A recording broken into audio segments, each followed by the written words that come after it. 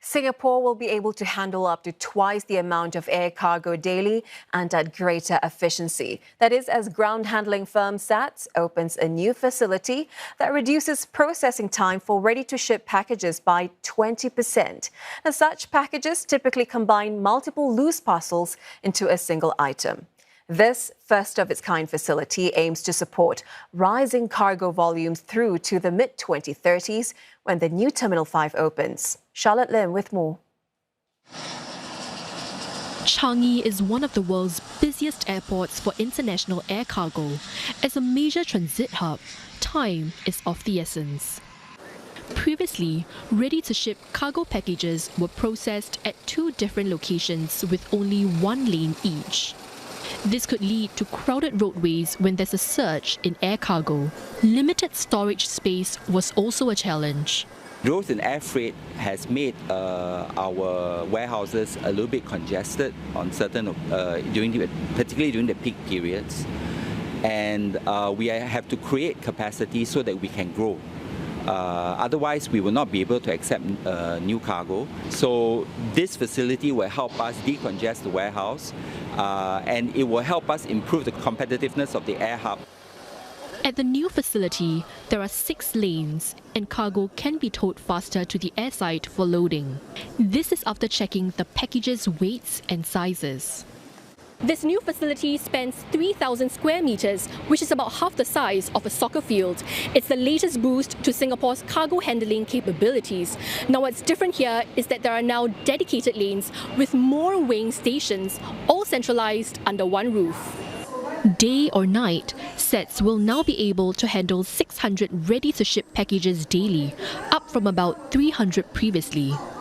The firm says this facility comes at a critical time when air cargo volume is growing. Globally, it's going to grow 3 to 4%. And if Singapore is going to have its share of cargo, that is the volume that we are designing to be able to handle before T5 comes along. Our facility here needs to be able to handle the volume over the next 10 years. Therefore, we need to start to improve the facility, drive new processes to enable us to support the volume growth. The facility will be used to test and refine cargo operations that can be applied at the upcoming Terminal 5 and Changi East Industrial Zone. And for more analysis, we're now joined by John Tan. He is Lead Professional Officer of the Aviation Management degree program at the Singapore Institute of Technology. Mr. Tan, welcome to Singapore Tonight. Yep. It's good to see you. Yep. So first of all, how do you see these improvements translating into broader economic benefits for our air hub? Right. If you actually look at it, air cargo has also been known to be resilient. Look at what happened during the COVID period. Passenger volume just go down the drain, whereas air cargo is actually still going very strongly for a lot of organizations, for a lot of companies. So I think air cargo is going to be there for a long time to go, and the needs is just going to get more and more important. So that's one. And also not to forget is that it's never just one air cargo alone. It's always an end-to-end process. So the combination of using technology to actually make the move of air cargo faster, very important in terms of custom. Clearance of customs has to be actually very sharp, very fast. So this is especially important when you actually talk about air cargo, who is actually looking at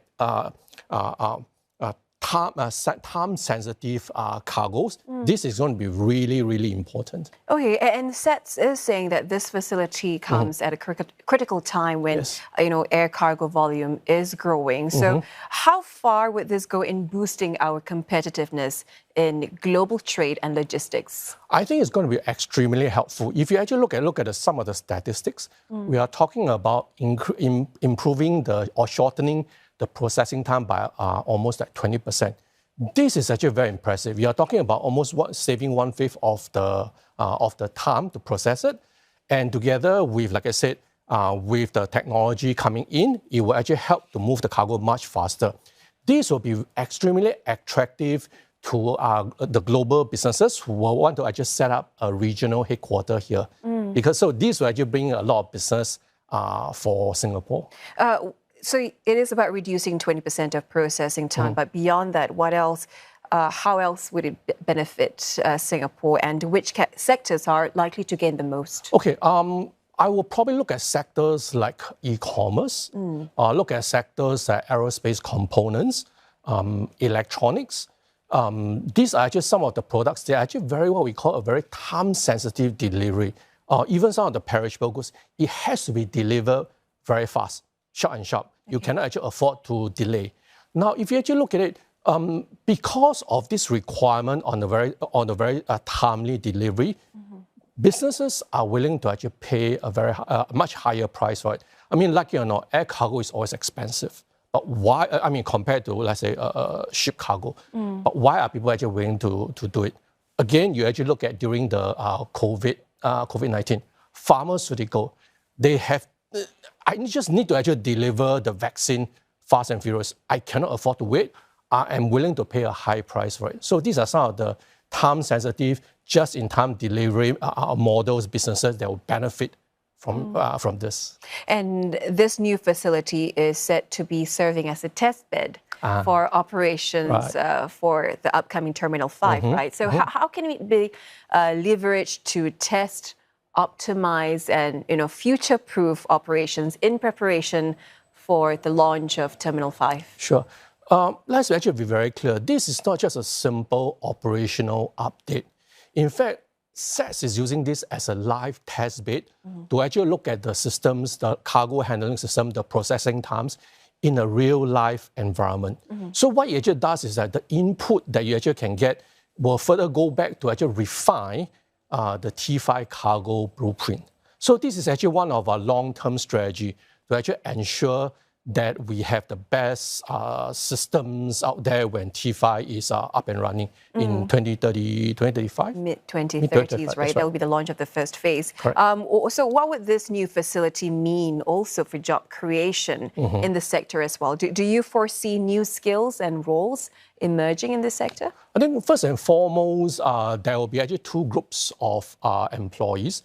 The first group are the fresh graduates. So these are the graduates who aspire to join the industry.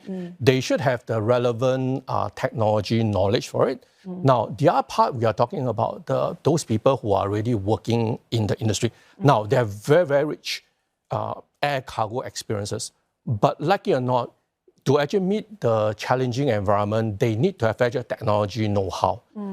Like it or not, automations, technology, technical knowledge, data analytical skills, these are things that they need to have it. And not to forget, artificial intelligence is here to stay. You need to be able to actually control them, or very soon will be actually out of a job. So put in short, upskilling of workforce is actually a paramount objective. All right, it's all about skilling at this point. Thank you so much, Mr. Tan, for coming in to speak with us. Thank you. That was John Tan from the Singapore Institute of Technology.